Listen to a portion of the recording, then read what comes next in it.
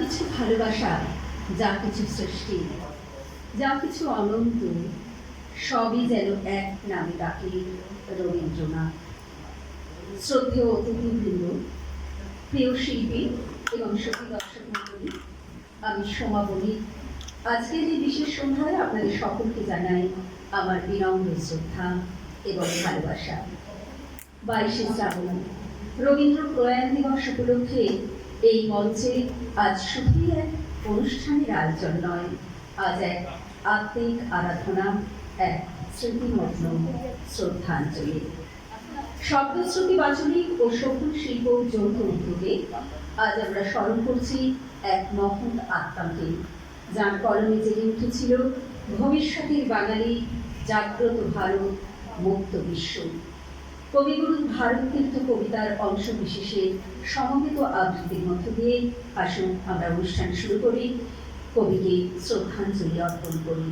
অংশগ্রহণে শব্দশ্রুতি বাচনিক এবং শোভন শিল্প সদস্যবৃন্দ।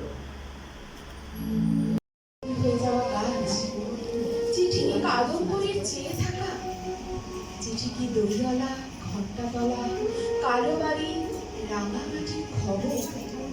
1878 19-20 বছরের তরুণ রবি প্রথম বিলাত যাত্রা।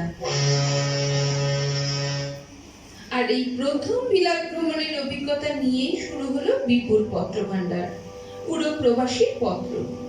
চিঠিগুলি কাকে উদ্দেশ্য করে লেখা তা স্পষ্ট নয়, তবে মনে করা হয় এ পর্বে কয়েকটি চিঠি তিনি কাদম্বরী দেবীকে লিখেছিলেন। ভারতী পত্রিকায় চিঠিগুলি মুদ্রিত হয়। এ পর্বে কবির প্রথম বিদেশ ভ্রমণের বিস্তারিত বর্ণনা রয়েছে। ইউরোপ উন্মোচিত হয়েছে যুবক রবির কলমে। ছিন্নপত্রের প্রাপক কবির ভাইঝি ইন্দিরা দেবী। এই পর্বের চিঠি শুরু 1887।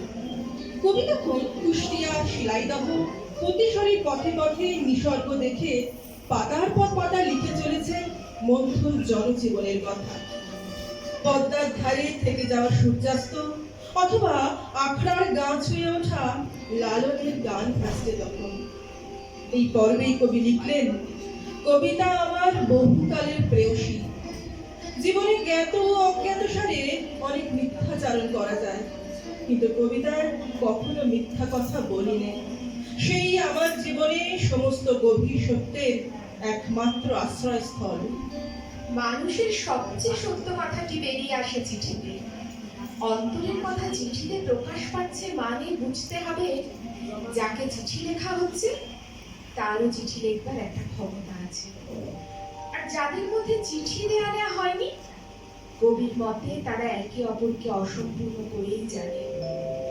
সম্পর্কের ভেতর তাই আমাদের ডাকঘর রাখা থাকে। চিঠি প্রত্যাশী হয়ে আমাদের ভেতরে থেকে যাওয়া অমল জানলার কাছে দাঁড়ায়। হয়ে যাওয়া গাছ, চিঠি কি কাদম্বরীর চেয়ে থাকা, চিঠি কি দইওয়ালা, ঘণ্টাতলা, কালো বাড়ি, রাঙামাটির খবর। 1878 19-20 বছরের তরুণ রবি প্রথম বিলাত যাত্রা। আর এই প্রথম বিলাত ভ্রমণের অভিজ্ঞতা নিয়েই শুরু হলো বিপুল পত্রভাণ্ডার, পুরো প্রবাসীর পত্র। চিঠিগুলি কাকে উদ্দেশ্য করে লেখা তা স্পষ্ট নয়, তবে মনে করা হয় এ পর্বে কয়েকটি চিঠি তিনি কাদম্বরী দেবীকে লিখেছিলেন। ভারতী পত্রিকায় চিঠিগুলি মুদ্রিত হয়। এ পর্বে কবির প্রথম বিদেশ ভ্রমণের বিস্তারিত বর্ণনা রয়েছে।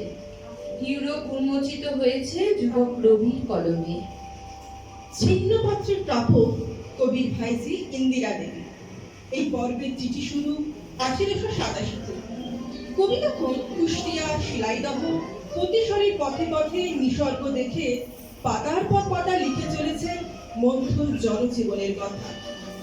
পদ্মার ধারে থেকে যাওয়া সূর্যাস্ত অথবা আখড়ার গা ছুঁয়ে ওঠা লালনের গান ভাসছে তখন।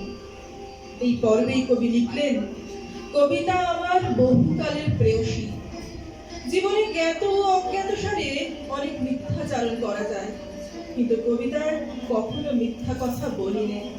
সেই আমার জীবনে সমস্ত গভীর সত্যের একমাত্র আশ্রয়স্থল। মানুষের সবচেয়ে সত্য কথাটি বেরিয়ে আসে চিঠিতে।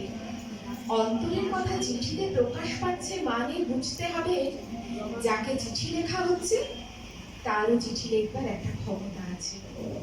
আর যাদের মধ্যে চিঠি দেয়া নেওয়া হয়নি, কবির মতে তারা একে অপরকে অসম্পূর্ণ করেই জানে।